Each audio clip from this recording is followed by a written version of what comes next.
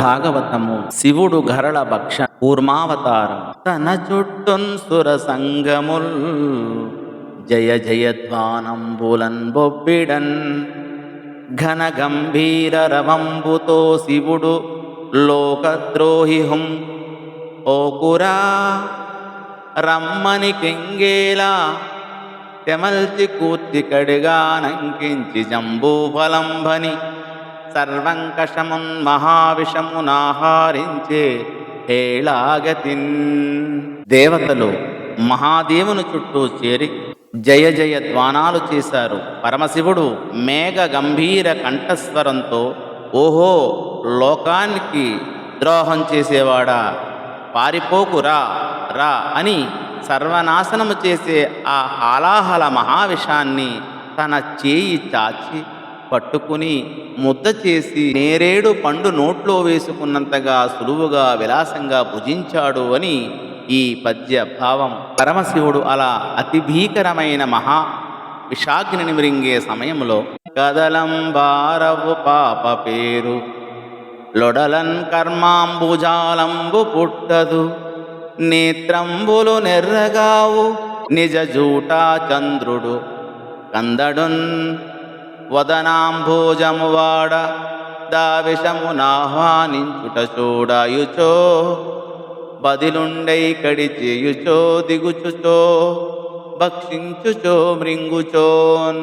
మహాదేవుడు ప్రచండమైన ఆ హాలాహలాగ్నిని ఆహ్వానిస్తున్నప్పుడు కానీ, దానిని శమించేటప్పుడు కానీ, దానిని సమీపించేటప్పుడు కానీ, పదిలంగా పట్టుకొని ముద్ద చేసేటప్పుడు కానీ, నోట్లో ఉంచుకునేటప్పుడు కానీ, తినేటప్పుడు కానీ, మృంగేటప్పుడు కానీ ఆయన కంఠాన హారాలుగా ఉన్న సర్పాలు కదలలేదు, చెమటలు క్రమ్మలేదు, కన్నులు ఎర్రబారలేదు, సిగలోని చంద్రుడు కందిపోలేదు, ఆయన ముఖపద్మం వడలలేదు అని ఈ పద్య భావం. ఉదరము లోకంబులకును సదనంబగుటెరిగి శివుడు చటుల విషాగ్ని కుదురుకొన కంఠభిలమున పదిలంబుగా నిలిపే సూక్ష్మ ఫలరసము క్రియన్.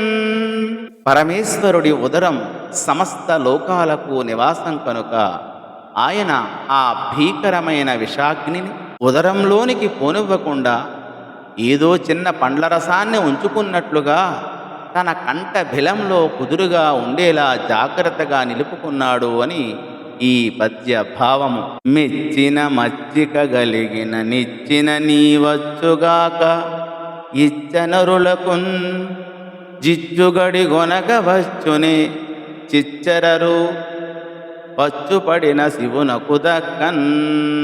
మెచ్చినప్పుడు నచ్చినప్పుడు ఇచ్చ వచ్చినంత ఎవరికైనా ఇవ్వవచ్చు, కానీ ఇతరుల కోసం భగభగమండే చిచ్చును కోరి కబళం చేసి మింగటమన్నది ఆ చిచ్చర కన్నుగల పరమశివుడైన హరునికి తప్పించి ఎవరికి సాధ్యమవుతుంది అని ఈ పద్య భావం.